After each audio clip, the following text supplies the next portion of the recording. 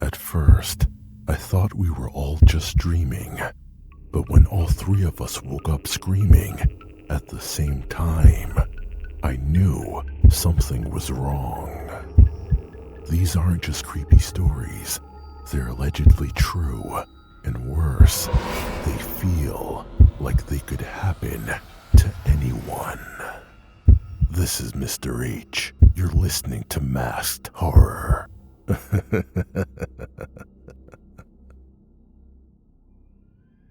The haunted house wasn't on the map, but we found it anyway. It started as a leaf-peeping trip, just 4 friends in 1 car, chasing fall colors through the back roads of upstate New York. We weren't looking for anything weird, just photos of barns and foliage, pumpkin patches, maybe a cider mill if we passed one. But somewhere around the 2nd day, we stopped at this little gas station diner hybrid, the kind that smells like fryer grease and wood paneling. I was making small talk with the cashier, asking if there were any cool abandoned spots nearby to photograph. He got weirdly quiet and said, "There's one place, but it's not on any map." That's how it started. He told us, vague as hell, to head past the cornfields, then take a dirt trail where the road just ends. Said people talk about a house out there, supposedly abandoned for decades, but every October, someone sees lights on inside. Sometimes Halloween decorations, sometimes people as well, but when they go back, nothing. We all laughed it off. Urban legend stuff, right?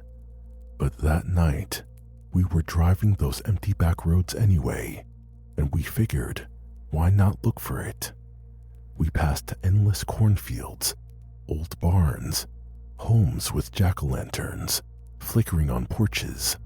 Eventually, the GPS signal dropped, just showed us in a blank stretch of land. Then, we saw it. A gap in the corn revealed a narrow driveway. Overgrown, gravel barely visible. But at the end of it, tucked between trees, was a house. 2 stories, white paint peeling off like old skin, shutters hanging loose, and on the front porch, I swear to God, a glowing jack-o'-lantern. I was already creeped out, but I didn't let on to anyone else. Despite nervous feelings we all couldn't admit but felt, we got out of the car anyway. You know how it is with a group. No one wants to be the first one to chicken out. The front door was unlocked. It creaked when we opened it, of course. Typical, like every horror movie ever. But inside, it smelled like rotting wood and candy. Not garbage, not animals, candy. There were bowls of it inside. Literal Halloween candy in dusty plastic pumpkins, cobwebs everywhere. But the lights worked. Not all of them, though. Just one in the hallway, one on the stairs, and one upstairs. Mara finally said, "Guys, this doesn't feel right." But we kept moving. Upstairs was even worse. The carpet was soft, like it had water damage. The hallway light was on, and at the very end of the hall was a door. A closed door. Every other door was slightly open, like they were waiting for someone. That's when we heard a thump. Just one. Then a sound we couldn't make out. To me, it sounded like a body being dragged across the floor. But to be honest, I don't know what I heard. I was just freaking out inside without trying to show it. Then we heard nothing. I asked if someone was upstairs. I don't know why. Maybe I thought someone else had broken in and made this place their home. We just waited. For what, I don't know. Then came the whisper. Not from the room, from right behind us. Come play. We turned so fast, Mara nearly fell down the stairs. There was no one there, but the closed door was now open, just a few inches, just enough to see inside. There was a little girl's room, pink wallpaper, a tiny bed, shelves of dolls, all untouched, but someone had left fresh footprints in the dust, bare feet, small. I grabbed Mara's arm. She was whispering, "I'm not going in there." None of us were. We started backing down the hallway. Then the light in the room flickered on. We all started to run toward the front door to get the hell out of there. As I turned to run, I caught something in the hallway mirror. A figure standing behind us. Tall, not a child. We sprinted faster than we have ever sprinted before, down the stairs, through the front door, nearly tumbling down the porch steps. The jack-o'-lantern at the front was now gone. I don't mean it was blown out. I mean, it was gone completely. We didn't stop driving until we were back on the highway. No one said anything, not for an hour.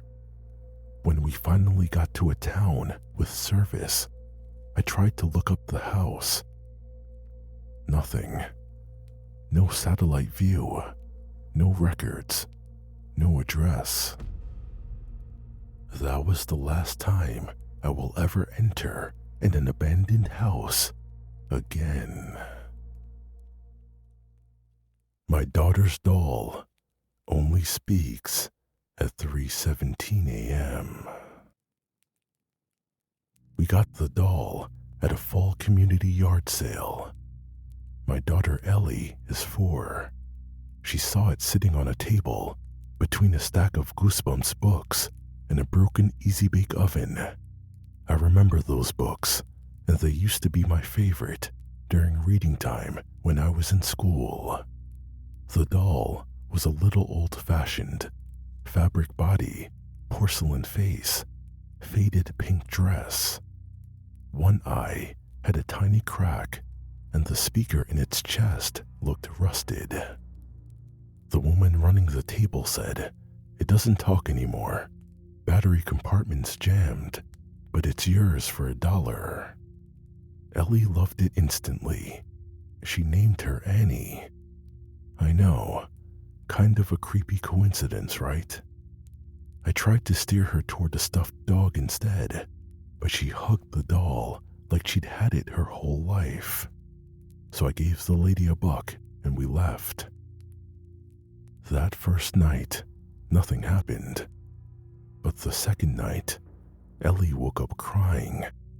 I found her sitting up in bed, holding the doll out in front of her with both hands, like she was scared of it, but didn't want to let it go.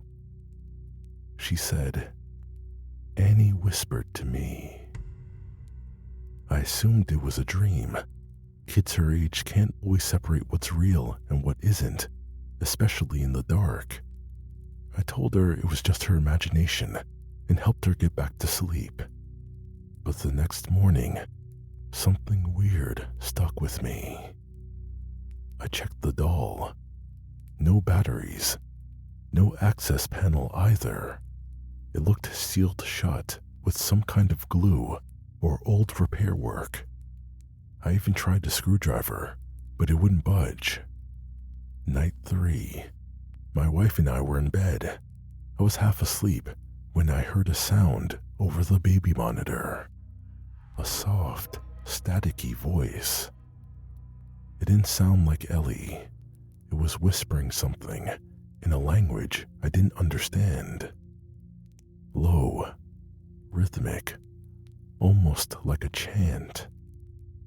I checked the time, 3:17 a.m. I ran to her room. She was asleep, curled up with the doll tucked under her arm. I didn't wake her. I just stared for a minute, trying to convince myself I wasn't imagining things. Next day, I downloaded the audio from the Monitor app. I played it back through my computer and slowed it down. Still no clue what language it was, but there was a phrase that kept repeating.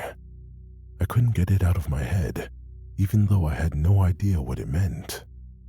By night 5, though, I was leaving my phone by the baby monitor to record everything. 3:17 a.m. on the dot, whispering again. This time, I watched live. Ellie didn't move, but the doll did.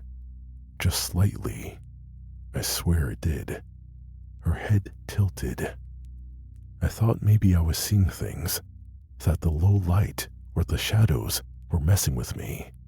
Maybe the constant lack of sleep of being disturbed nightly around 3 a.m. was getting to me. But when I checked the video playback, the doll moved again. A tiny shift. Just her head. I was certain. Just once. Right at 3:17 a.m.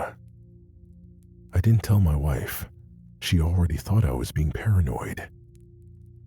Night 6, though, the whisper changed.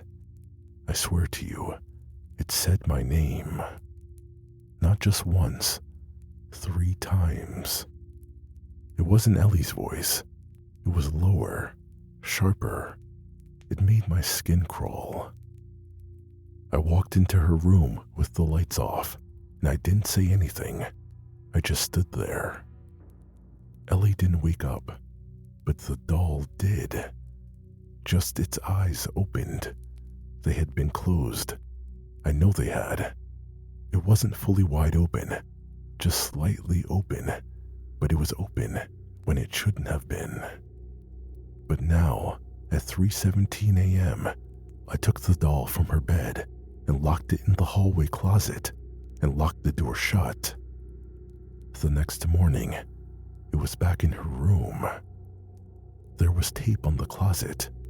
No one had opened it. My wife said she didn't touch it. Ellie couldn't have gotten in there. I was sure I locked it up tight. I put the doll back in the closet and made sure there was no way the doll would escape somehow. That night, I set up a camera in the hallway. But by the following week, I went to check just to make sure the doll was there. But also, I had some things to get out of the closet, and the doll was gone. I asked Ellie about it, and she had no idea where Annie was. Honestly, she wasn't too concerned either, as she moved on to a new toy. I asked my wife. She had no idea. Swore she hadn't touched it. Honestly, I haven't slept right since, but I still wake up around 3:17 every night. We all had the same nightmare, but we weren't dreaming. I used to live in a house with 2 roommates, Jake and Chris. It wasn't a creepy place or anything, just an old rental near our college campus. Nothing weird had ever happened there, until about 6 months into the lease. That's when the dreams started. At first, it was just me. I kept waking up around 3 or 4 a.m., heart racing, with this horrible feeling that something had been watching me. I could never remember the dream, just the fear, but I shrugged it off. Bad sleep, school and work stress, whatever, I thought. Then one night, I dreamed about a figure standing in the corner of my room, not doing anything, not moving, just watching. It didn't have a face, just a tall, dark silhouette, like the shape your eyes try to make when trying to make sense of the dark. I jolted awake, sweating, but when I turned the light on, nothing was there. Still, it messed with me. The next morning, around breakfast time, Jake looked wrecked, pale, bags under his eyes. He said, "You ever feel like something standing in your room at night?" I dropped my spoon. He continued, "Like in the corner, just standing there." I didn't answer at first. I didn't want to feed into it. But then, Chris looked up from his phone and said, "Okay, that's freaky. I had that exact dream last night." We all just stared at each other. We made jokes about it, called it the Shadow Man, and laughed it off. But looking back, we were all clearly shaken. Over the next week, the dreams kept happening. Same time, same figure, same feeling. By this time, we all compared sleep notes, trying to figure this out and what was causing it. It didn't just watch anymore. Sometimes it moved. Sometimes it would take a step closer. Sometimes it would be by the bed. Then, one night, all three of us woke up at the same time. I'm not exaggerating. We checked our phones after. 3:28 a.m. Exactly the same. Jake was already in the hall when I opened my door. He said, "Did you see it again?" I nodded.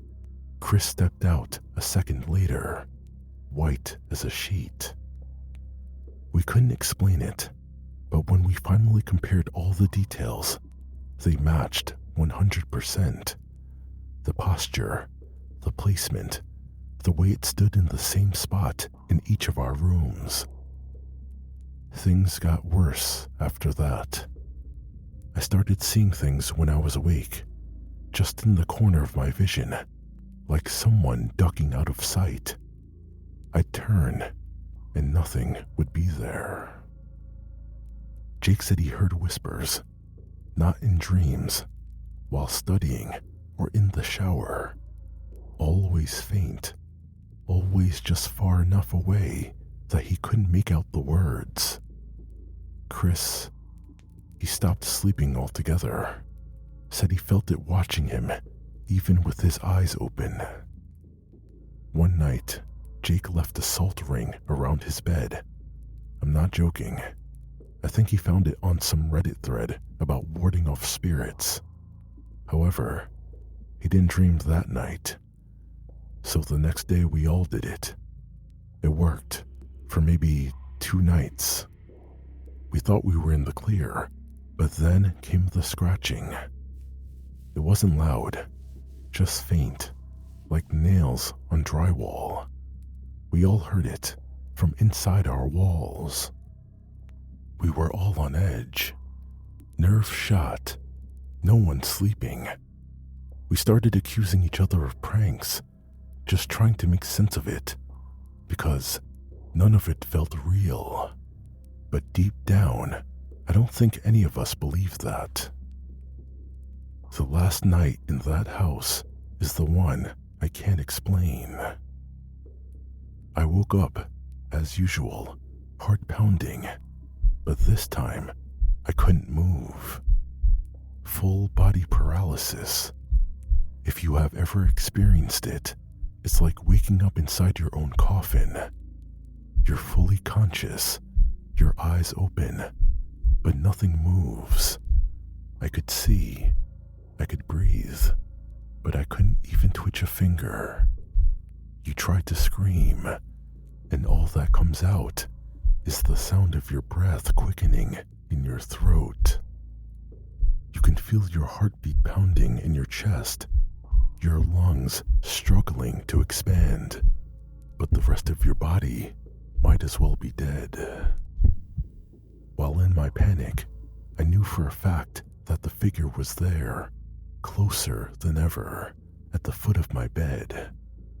I was desperately trying to scream to alert Jake and Chris, but nothing came out. I couldn't move. I had to accept my fate, whatever that would be. Then, and I swear this happened, it bent forward. Not a slow lean, it jerked like a glitch in a video. 1 second it was standing, the next it was inches from my face. And then, nothing. I blinked and it was gone. The next morning, I started packing. I didn't care about the lease. When I told the others I was leaving, they didn't argue. Chris had already scheduled a move-out date. Jake said he'd sleep in his car if he had to. We all left within 3 days. We never talked about it again. Not really. We still text, but we avoid that topic like it's cursed. Sometimes I wonder if it was all just stress, sleep paralysis, a shared delusion, or really something evil that we can't even really start to comprehend. I haven't seen it since, but sometimes, late at night, I still check the corners, just in case.